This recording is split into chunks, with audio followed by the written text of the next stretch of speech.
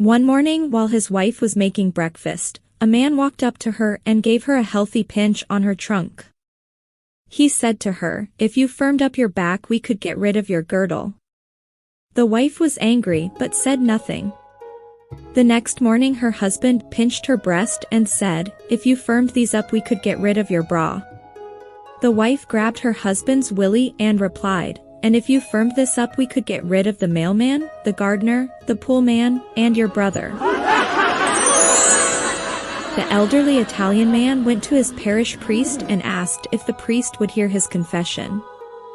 "Of course, my son," said the priest. "Well, Father, at the beginning of World War II, a beautiful woman knocked on my door and asked me to hide her from the Germans. I hid her in my attic, and they never found her." "That's a wonderful thing, my son, and nothing that you need to confess," said the priest. "It's worse, Father. I was weak, and told her that she had to pay for rent of the attic with her lovemaking favors," continued the old man. "Well, it was a very difficult time, and you took a large risk. You would have suffered terribly at their hands if the Germans had found you hiding her. I know that God, in his wisdom and mercy, will balance the good and the evil, and judge you kindly," said the priest. "Thanks, Father," said the old man. "That's a load off of my mind. Can I ask another question?" "Of course, my son," said the priest. The old man asked, "Do I need to tell her that the war is over?" A man is in a hotel lobby. He wants to ask the clerk a question. As he turns to go to the front desk, he accidentally bumps into a woman beside him, and as he does, his elbow goes into her breast. They are both startled and he says, "Ma'am, if your heart is as soft as your breast, I know you'll forgive me." She replies, "If your willy is as hard as your elbow, I'm in room 1221. An older couple, who were both widowed, had been going out with each other for a long time. Urged on by their friends, they decided it was finally time to get married. Before the wedding, they went out to dinner and had a long conversation regarding how their marriage might work. They discussed finances, living arrangements, and so on. Finally, the old gentleman decided it was time to broach the subject of their physical relationship. "How do you feel about lovemaking?" he asked, rather tentatively. "I would like it infrequently," she replied. The old gentleman sat quietly for a moment, adjusted his glasses, then leaned over towards her and whispered, "Is that one word or two?" A mom is driving a little girl to her friend's house for a play date. "Mommy," the little girl asks, "how old are you?" "Honey, you are not supposed to ask a lady her age," the mother warns. "It is not polite." "Okay," the little girl says, "how much do you weigh?" "Now really," the mother says, "these are personal questions, and are really none of your business." Undaunted, the little girl asks, "Why did you and Daddy get a divorce?" "Those are enough questions, honestly." The exasperated mother walks away as the two friends begin to play. "My mom wouldn't tell me anything," the little girl says to her friend. "Well," said the friend, "all you need to do is look at her driver's license. It's like a report card, it has everything on it." Later that night the little girl says to her mother, "I know how old you are 32. The mother is surprised and asks, "How did you find that out?" "I also know that you weigh 140 pounds. The mother is past surprise and shock now. "How in heaven's name did you find that out?" And the little girl says triumphantly, "I know why you and Daddy got a divorce." "Oh really?" the mother asks. "Why?" "Because you got an F in lovemaking." This elderly lady went to the doctor for a checkup. Everything checked out fine.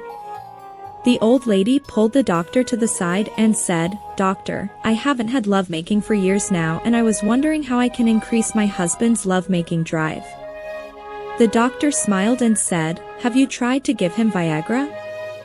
The lady frowned. "Doctor, I can't even get him to take aspirin when he has a headache," she claimed. "Well," the doctor continued, "let me suggest something. Crush the Viagra into a powder. When you are giving him coffee, stir it into the coffee and serve it. He won't notice a thing." The old lady was delighted. She left the doctor's office quickly. Weeks later, the old lady returned. She was frowning and the doctor asked her what was wrong. She shook her head. "How did it go?" the doctor asked. "Terrible, doctor, terrible." "Did it not work?" "Yes," the old lady said, "it worked. I did as you said," and he got up and ripped his clothes off right then and there, and we made mad love on the table. It was the best lovemaking that I'd had in 25 years. "Then what is the problem, ma'am?" "Well," she said, "I can't ever show my face in McDonald's again."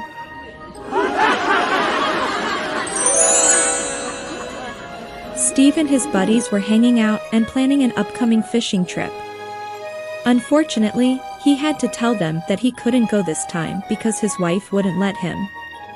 After a lot of teasing and name-calling, Steve headed home frustrated. The following week, when Steve's buddies arrived at the lake to set up camp, they were shocked to see Steve.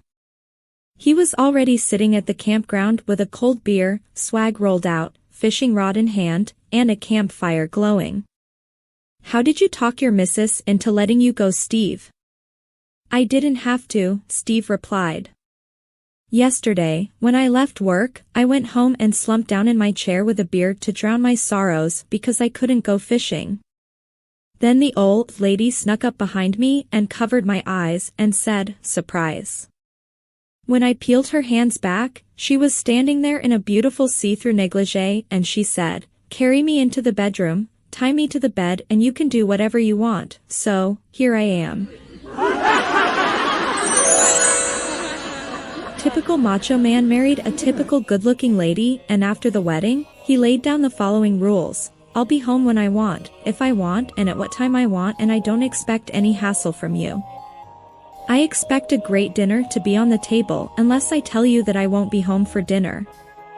I'll go hunting, fishing, boozing and card playing when I want with my old buddies, and don't you give me a hard time about it. Those are my rules. Any comments?" His new bride said, "No, that's fine with me. Just understand that there will be lovemaking here at 7 o'clock every night, whether you're here or not." It's 1957 and Bobby goes to pick up his date, Peggy Sue.